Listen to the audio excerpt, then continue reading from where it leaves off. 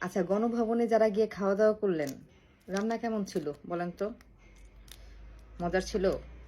আচ্ছা, আপনাদের মা বাবা আপনাদেরকে কোনোদিন পোলাও রোস্ট রান্না করে খাওয়ায় নাই? দেখে তো মনে হয় নাই। এমনভাবে খাচ্ছিলেন মনে হয় জীবনের প্রথম মনে হয় কোথাও খাওয়া দাওয়া পেলেন।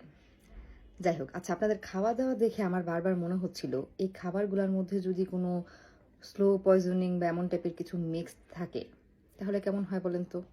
থাকতেও পারে। কে কে সুস্থ আছেন বা স্লো পয়জন তো আস্তে আস্তে কাজ করে। যদি মনে করেন আপনারা অসুস্থ, তাড়াতাড়ি ডাক্তার দেখান। আর ডাক্তার দেখানোর টাকা যদি না থাকে, ওই তো গণভবন থেকে যে হাঁস মুরগি আর কি কি যেন নিয়ে আসছেন, ওইগুলা বিক্রি করে হলেও ডাক্তার দেখান। কারণ জীবনের মূল্য সেই হাঁস মুরগির চাইতেও বেশি। মানুষ এত মানে ভাষা নাই আমার কিছু বলার। মানুষ বিজয় উল্লাস করতেছে, আর আপনারা কিছু মানুষ গেলেন কি গণভবনে, গেলেন সংসদ ভবনে। এগুলার রাষ্ট্রীয় সম্পদ।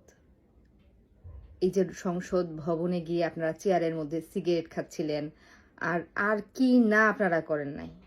এগুলা কি কোনো সভ্য মানুষের কাজ?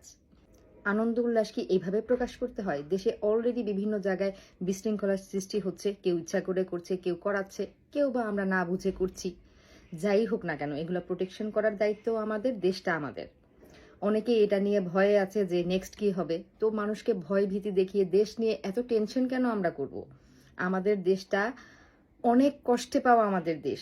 এই ৭১ বলেন, এই ২৪ বলেন, আমাদের ছাত্ররা যে প্রাণ দিয়েছে, ৭১-এ যে দেশের মানুষ প্রাণ দিয়েছে, এই জিনিস দেখার জন্য যে আপনারা সংসদে বসে, সংসদের চেয়ারের মধ্যে বসে সিগারেট খাচ্ছেন, খুবই দুঃখজনক। আর হ্যাঁ, যে আপারা ওই যে টিস্যু বক্স, তারপরে হচ্ছে শোকেস ফ্রিজ নিয়ে নিজের ঘরে সাজাইছেন, মানে আবার এক আপা তো দেখলাম জামদানি শাড়ি কি কি নিলেন সেটা শো করতেছেন। আপনাদের ছবি সবগুলা প্রোফাইলে তো আছেই, সবাই পোস্ট করতেছে। ছাত্ররা কিন্তু আপনাদের বাসায় যাবে, তো শাড়িগুলো আবার সব পরে নষ্ট করে ফেলেন না প্লিজ। যে যেটা নিয়ে রাখছেন দেখেন ছাত্ররা গিয়ে আবার নিয়ে আসবে।